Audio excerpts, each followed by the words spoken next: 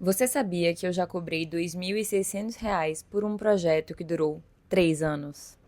Vem cá que eu vou te contar melhor essa história. Oi, meu nome é Carolina Facchinetti, eu já fui arquiteta, hoje eu crio conteúdo, sou influenciadora e dou mentoria para outros arquitetos e designers de interiores. Mas deixa eu te dar um contexto brevemente sobre a minha vida para você entender. Tem um vídeo que eu explico isso de forma muito mais profunda, tá? Eu me formei em arquitetura e urbanismo, atuei na área por mais de 11 anos e, claro, como qualquer pessoa que vai começar a fazer o seu próprio negócio, no seu próprio escritório, passei pelos meus perrengues lá, cometi muitos erros para poder aprender o caminho, literalmente o que o pessoal fala, né? Eu aprendi ali o caminho das pedras com muitos perrengues. Eu acho que não à toa esses meus perrengues me fizeram ficar um pouquinho desanimada com a profissão.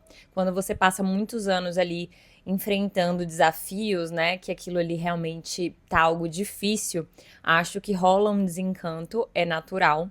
Mas, bom, quem quiser entender um pouco como foi essa transição de carreira, tem um vídeo aqui no meu canal. Tem poucos vídeos no meu canal, então vai ser fácil de você achar. E deixa eu explicar brevemente a mentoria, porque se eu não me engano, no outro vídeo eu não expliquei. Nessa minha transição de carreira de arquitetura para influenciadora, no meio do caminho, eu foquei 100% nas consultorias de decoração de forma online. E eu tive muito sucesso na época trabalhando nesse formato. E casou que esse meu momento de consultoria de decoração foi quando aconteceu a pandemia. Um pouco antes disso, eu já tinha começado com as consultorias, mas quando a pandemia começou, eu me dediquei 100% às consultorias e larguei projeto de interiores, né?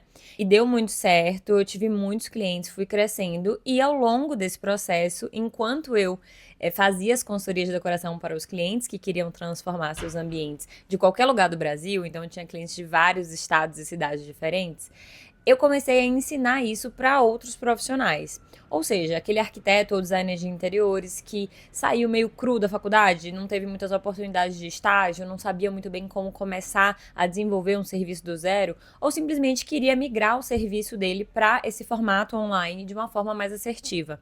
E aí eu comecei a dar cursos online, as mentorias começaram aí também, e durante alguns anos eu fiquei trabalhando com isso. Quando eu me mudei para São Paulo, que eu passei a focar 98% na carreira de influenciadora, eu diminuí um pouco, parei de dar as mentorias, parei de dar os cursos e recentemente eu senti que eu deveria voltar a dar essas mentorias, porque eu senti que tem pessoas que me seguem que ainda sentem essa necessidade de aprender a desenvolver melhor um serviço assertivo realmente para conseguir vender para o seu cliente.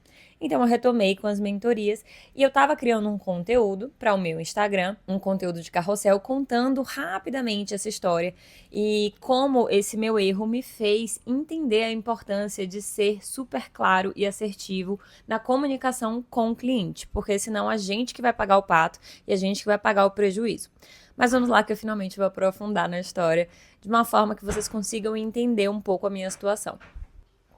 Bom, era o começo da minha carreira, né, atuando de forma sozinha, com o meu próprio escritório. Eu não necessariamente era recém-formada, mas eu fiquei, depois de formada, trabalhando um tempo para um escritório, depois fui para uma parte de engenharia. E o que acontece? A faculdade, pelo menos na minha época, eu acredito que ainda não ensine, mas se ensinar, vocês me contam aqui. Na minha época, ela não ensinava você a ter um escritório de arquitetura. Você aprendia a projetar, tá? Você aprendia a fazer escolas, museus, né? Coisas grandiosas nas matérias de projeto. Mas a prática do dia a dia, de fato, ali, de quem sonha em fazer arquitetura para ter o seu próprio escritório, não é muito funcional. Aquilo ali você não ia aprender. Realmente é quando você tem contato com outros profissionais da área, através dos estágios, através, né, de você trabalhar para outros arquitetos, você entende a dinâmica de como funciona um escritório. Mesmo assim, tem determinadas áreas de um escritório que não necessariamente os profissionais vão querer abrir com você, mero funcionário, estagiário. Por exemplo, uma dessas coisas é contratos, propostas de orçamento. Tem muitas coisas que não são todos os escritórios que vão compartilhar com você. E justamente, a faculdade, ela não me ensinou a montar um contrato assertivo, ela não me ensinou a fazer um briefing assertivo de perguntas para poder encaminhar uma proposta de orçamento assertiva para o cliente. Então, assim, é o tipo de coisa que eu fui tentando, fui fazendo, fui errando, fui aprendendo. E esse prejuízo de R$ 2.600 por 3 anos, como começou? Gente, se estiverem ouvindo barulho de obra no fundo, desculpa, tô com o microfone pra tentar abafar esse ruído, mas eu não tenho o que fazer, tá subindo um prédio do lado aqui do meu apartamento. Mas voltando. Tudo começou quando eu fui chamada para poder fazer um orçamento de um projeto de uma sala de estar e de uma cozinha de um apartamento para esses clientes. Na época, eu gostaria de dizer que esse valor que eu cobrei já foi um valor barato, tá? Tudo bem que a gente tá falando de muitos anos atrás, então realmente os valores eram diferentes, mas mesmo assim, naquela época, eu já não cobrei certo, porque eu não sabia precificar meu trabalho direito. Então, tem esse parêntese aí já. De novo, eu errando. Eles me chamaram para fazer esse orçamento, eu passei um orçamento, né, condizente ao espaço, ao tamanho do que eles tinham ali e o que eles gostariam de fazer. Eles toparam e a gente começou. Qual foi o meu maior erro que culminou nesse processo de 3 anos por esse valor de R$ 2.600? Eu não coloquei no contrato o prazo. Como assim o prazo? Bom, dentro de um projeto de arquitetura você tem etapas e prazos a serem desenvolvidos, né? Por exemplo, na primeira etapa, você tem toda aquela parte ali que você está pensando no novo layout para sugerir para aquele cliente.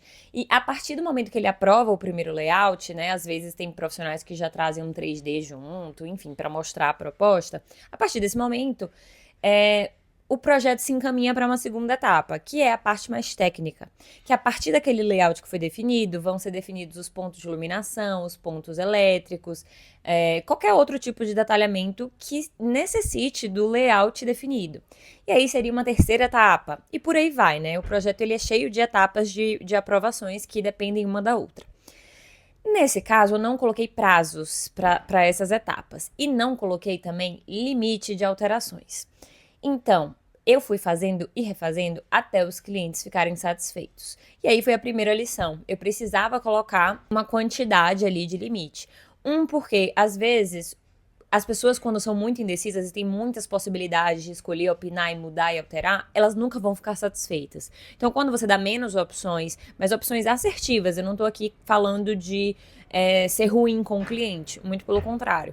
Mas de você ser mais assertivo e direcionar de uma forma mais firme aquela situação, né, de uma maneira geral. Então, assim, a etapa ficava amarrada, sabe, para poder acabar. E por conta disso, esse projeto teve várias idas e vindas. Então, eu tinha que refazer várias vezes, às vezes eles mudavam de ideia. E aí, depois de aprovar o projeto, eles iam lá e executavam de outra forma.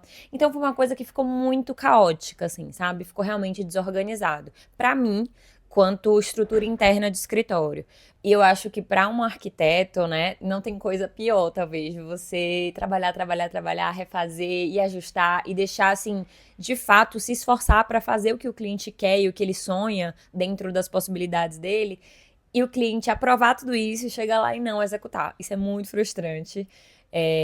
Porque, enfim, a gente se mata de trabalhar para poder fazer acontecer aquilo, para poder dar certo, né? E quando a gente vê que aquelas tantas horas de trabalho foram em vão, entre aspas. Claro que o objetivo de um projeto é o cliente estar satisfeito e ficar feliz com o projeto dele.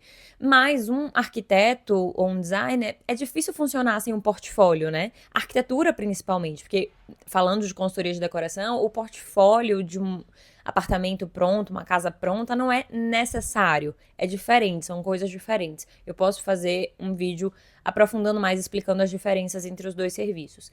Mas, num projeto de interiores, esse portfólio ele é muito importante. Então, quando você vê que você dedicou horas de trabalho, né, refazendo 3D, naquela época não tinha inteligência artificial, nem de perto, assim, o que tem hoje.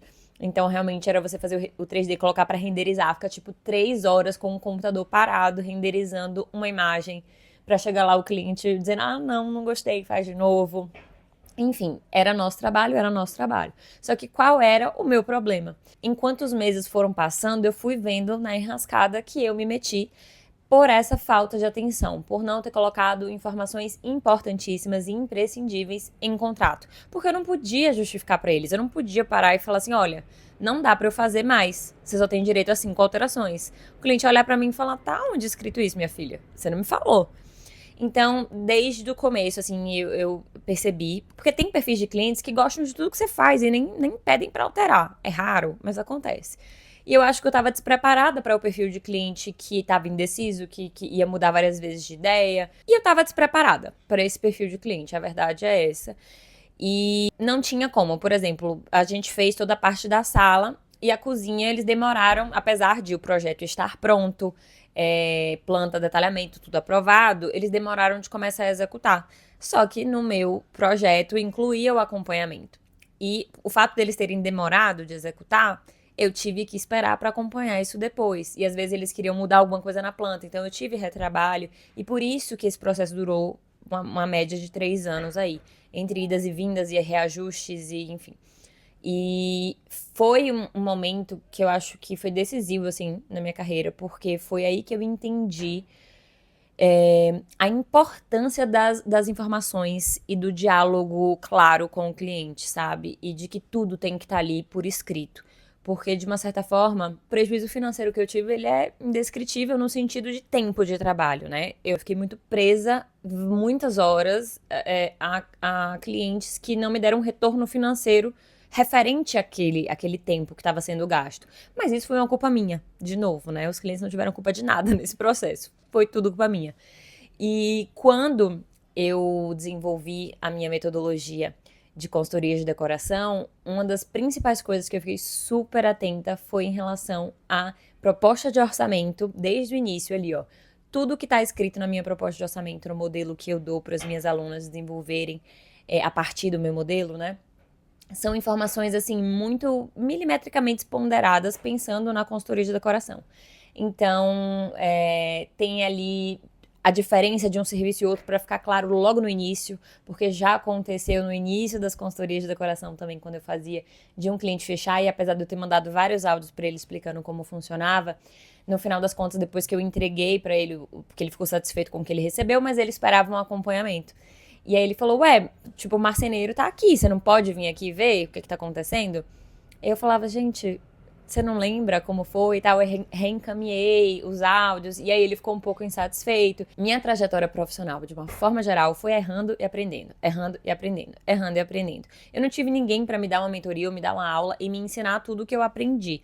Então, quando eu comecei a desenvolver isso, eu pensei, meu Deus, eu quero pegar na mão dessa pessoa que nunca fez um projeto, nunca fez uma consultoria, nunca trabalhou de fato, ou então sempre ficou muito perdido, sabe? Tipo assim, um cliente quer fazer uma consultoria comigo, mas eu não sei nem o que é que eu vou entregar. É o quê? É 1 hora de reunião, 2 horas de reunião, eu entrego um croquis, eu entrego um 3D, eu entrego uma planta.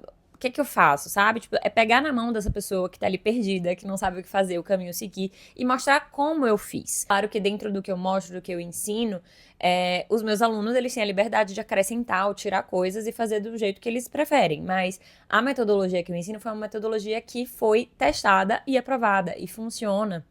E sabe uma coisa curiosa? Eu tive um índice maior de assertividade, digamos assim, nas minhas consultorias do que nos meus projetos. Em que sentido? A maioria das pessoas que fez a minha consultoria de decoração, né, que me contratou para fazer uma consultoria de decoração para o apartamento deles, o escritório deles, a maioria desses clientes fez praticamente igual o que eu sugeri no caderno digital que eu entrego. E a consultoria de decoração, ela é uma sugestão do que a pessoa pode fazer. Só que é uma sugestão muito assertiva, com todos os detalhes que a pessoa precisa para executar aquilo sozinho, entende? Mas eu me surpreendi ao longo desse meu processo, quando eu fui vendo que a taxa de assertividade com as consultorias eram maiores do que as com o projeto. Não necessariamente vai ser assim com todo mundo, mas o que eu quero dizer com isso é uma metodologia que foi testada, foi aprovada, ela funciona, ela resolve muitos casos de clientes que precisam, né, de um suporte ali, mas não querem ou não podem contratar um projeto de arquitetura de interiores, que é algo muito mais custoso, é algo que leva muito mais tempo, é algo que literalmente você tem ali um profissional para resolver tudo que você precisa de acordo com o que ele entrega. Cada profissional, né, faz as coisas de uma forma, desde a medição até a produção, né, tipo, o livro que vai colocar na estante, a caneca que vai colocar no aparador. Tem profissional que é isso, é do início ao fim. Tem profissional que vende por etapas, então ele faz a parte toda projetual, e se você quiser execução, se você quiser acompanhamento, é a parte. Enfim, tem muitas nuances. Mas essa minha reflexão é para a gente entender que os erros, eles vão ensinar a gente. Isso é um fato. Eu sou uma pessoa que, de uma forma geral na vida, eu aprendi muito mais com os meus próprios erros do que vendo os outros errarem. Mas, em minha defesa, para os erros que eu cometi, ninguém veio com uma fórmula pronta me ensinando a não errar nisso, sabe? Então, eu vi a pessoa cometer aquele erro, não sabia exatamente como ela chegou ali, e não sabia como me proteger para não cometer aquele erro também. De uma forma geral, meio que isso. Então, quando a pessoa investe numa mentoria comigo, ela está investindo um valor que ela vai ter um retorno com certeza, porque ela vai sair dali vendendo uma consultoria de decoração, isso é fato. E também evitando prejuízos financeiros que ela poderia ter se ela resolvesse tentar por conta própria. Porque assim, errar é comum, é natural, é normal. E principalmente para quem tá começando, você vai errar. Não tem como você não errar se você não tiver um mentor, um professor, alguém que chegue ali e fale, não é assim assado, é assim, assim, assim. E que de fato te guie ali para o melhor caminho. Eu tentei resumir um pouquinho dessa situação para vocês entenderem, mas eu tô aberta aqui para tirar dúvidas se vocês tiverem em relação a esse tema. Lá no meu Instagram, vou deixar aqui embaixo para vocês verem, eu conto um pouco, né, desse processo. Tem mais conteúdos, principalmente mais antigos, onde eu falo bastante sobre a mentoria e estou voltando com esses conteúdos de mentoria também para minha rede social, além dos meus conteúdos de influenciadora que estão por lá também. Se você quer ficar por dentro de conteúdos de lifestyle, dicas de decoração e às vezes umas diquinhas aqui para profissionais da área de arquitetura e design de interiores falando sobre a minha mentoria, então aproveita para se inscrever no meu canal e ativar as notificações para saber quando eu postar vídeos novos. Um beijo e até o próximo vídeo!